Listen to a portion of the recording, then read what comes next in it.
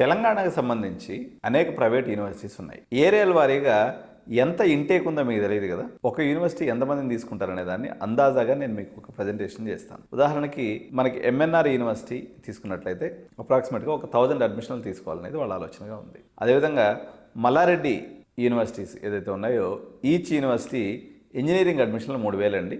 Allied science కలుపుకుంటే ఇంకొక 4000 అంటే ఒక 12,000 అడ్మిషన్లు వీళ్ళు 3 యూనివర్సిటీస్ మీద తీసుకుంటారు. అనురాగ్ యూనివర్సిటీ కూడా అప్రాక్సిమేట్లీ ఒక 3000 అడ్మిషన్స్ వరకు తీసుకుంటుంది.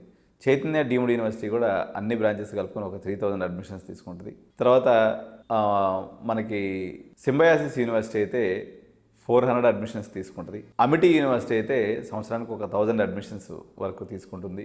బీటెక్ 1000, రిమైనింగ్ ఆల్ బ్రాంచెస్ కలుపుకొని ఇంకొక 1000, మొత్తం 2000 వరకు తీసుకుంటారు వీళ్ళు కూడా. అరోరా యూనివర్సిటీస్ ఏదైతే ఉన్నాయో 1000 తీసుకుంటారండి. కావేరీ యూనివర్సిటీ బీటెక్ వచ్చేసి 1000, తర్వాత ఇతర బ్రాంచెస్ వచ్చేసి ఇంకొక 300, 1300 అడ్మిషన్లు తీసుకుంటాయి. విజ్ఞాన యూనివర్సిటీ కూడా అప్రాక్సిమేట్లీ ఒక 1000 అడ్మిషన్స్ తీసుకుంటుంది. గున్నానకైతే అరౌండ్ 2000 అడ్మిషన్స్ వరకు వాళ్ళు తీసుకునే దానికి అవకాశం ఉంది. 3000 వరకు తీసుకోవచ్చు. యాక్చువల్గా అయితే 2500 to 3000 మధ్యలో గురునానక్ యూనివర్సిటీ ఉంది. ఇప్పుడు ఓవరాల్గా ప్రైవేట్ సెయింట్ మేరీస్ యూనివర్సిటీ కూడా అప్రాక్సిమేట్లీ వీళ్ళు ఒక 1000 to 1500 వరకు తీసుకోవచ్చు. నిక్మార్ ఏదైతే ఉందో అది ఓన్లీ ఎంటెక్ సంబంధించినటువంటి యూనివర్సిటీ.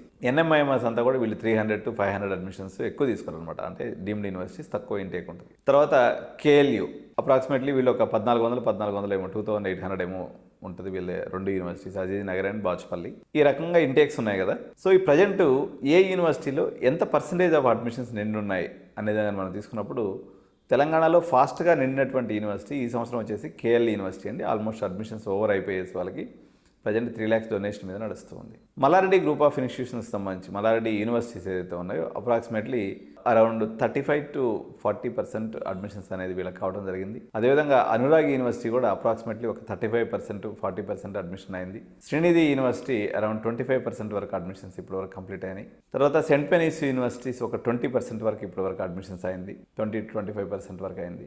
విజ్ఞాన యూనివర్సిటీ కూడా అదే పరిస్థితిలో ఉంది. అమిటీ యూనివర్సిటీ ఆల్మోస్ట్ ఒక 35% వరకు వాళ్ళకి అడ్మిషన్స్ అయినటువంటి పరిస్థితి. సింబయాసిస్లో అరౌండ్ 80% వరకు అడ్మిషన్స్ అయినాయి. ఎన్ఎంఐఎంఎస్లో కూడా అరౌండ్ 80% అయింది.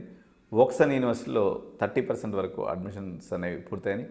గీతంలో అరౌండ్ 45% వరకు 45 to 50% వరకు వాళ్ళ అడ్మిషన్స్ కూడా పూర్తయినాయి. ఇకపోతే అరోరా కూడా చెప్పేసినట్టున్నాను. ఇంకా మనకి మిగిలింది వచ్చేసి శ్రీనిధి యూనివర్సిటీ కూడా చెప్పాను. సో ఈ రకంగా ఓవరాల్ మార్కెట్ టెండెన్సీ కేఎల్యూని వదిలిపెట్టేసి కానీ మనం చూస్తే దగ్గర ఒక 40% యావరేజ్ ప్రైవేట్ యూనివర్సిటీస్ మార్కెట్ నడిచింది. కావేరీ యూనివర్సిటీ కూడా అరౌండ్ 300-400 వరకు అయినాయి అడ్మిషన్స్.